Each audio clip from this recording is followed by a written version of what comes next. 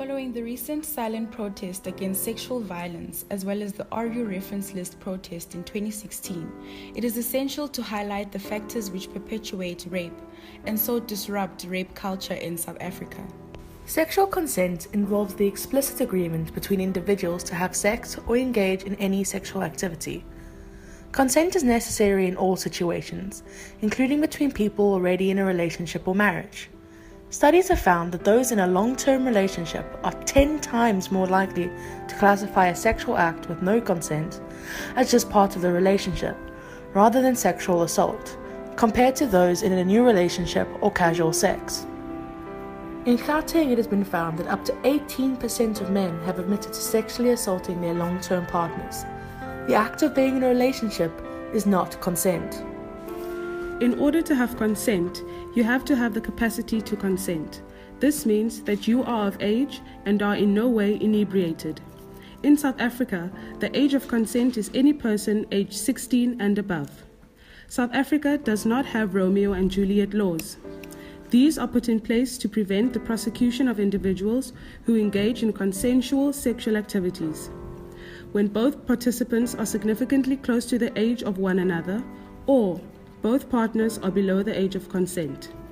Because there is no close-in-range exemption, both parties are liable to be prosecuted for statutory rape. Further, individuals who are mentally impaired do not hold the capacity to consent to sexual relations. If you are inebriated in any way, you cannot consent. This includes alcohol and any form of mental state-altering drugs. It has been found that those drinking alcoholic beverages are perceived to be sexually available and therefore consent is often forgone. It has been found on university campuses that on average, at least 50% of students' sexual assaults are associated with alcohol use. Further, approximately 90% of sexual assaults reported by university women are perpetrated by someone the victim knew. A recent qualitative study of men and women in Gauteng found that the expectation placed on a woman to have sexual relations with a man who has bought her a drink has become an entrenched ideal. This brings about the practice of survival sex. This is when a woman fears that if she does not have sexual relations with a man who has given her a drink while at a bar, that he will then retaliate with violence and often rape. This is not consent. In a study of 432 American high school students, 75% of boys and 55% of girls felt that if the girl had sexually aroused the boy, he was entitled to have sex with her. This is a common myth and has been proven to be unequivocally false. The male sex drive is not a powerful magical force that results in a male incapacity to control himself. In the Gauteng study, it was found that women who wore revealing clothes, specifically short skirts on the street or in the bar, were perceived as asking for it, and therefore a man has a right to have sexual relations with her. Choice of clothing does not convey sexual consent. Coerced sexual relations are not consent. This includes sexual grooming of minors and duress. Sexual grooming is the process by which a child is befriended by a would-be abuser in an attempt to gain the child's confidence and trust for the purpose of gaining coerced consent. As previously mentioned, the child does not have the capacity to consent.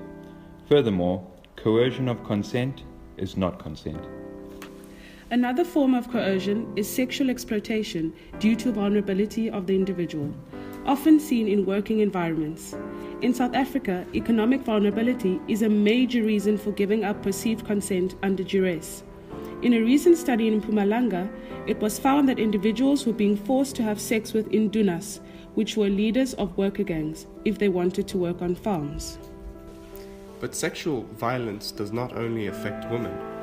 In South Africa, 19% of all adult sexual assault victims who reported their assaults were male. Recent studies have found that 75% of all male sexual assaults occur before the age of 18, and 48% of these assaults before the age of 12. In terms of those who identify as gender non-binary in America, it has been found that 52% of these individuals have experienced sexual assault. Therefore, we can clearly see the importance of consent, specifically in our South African community.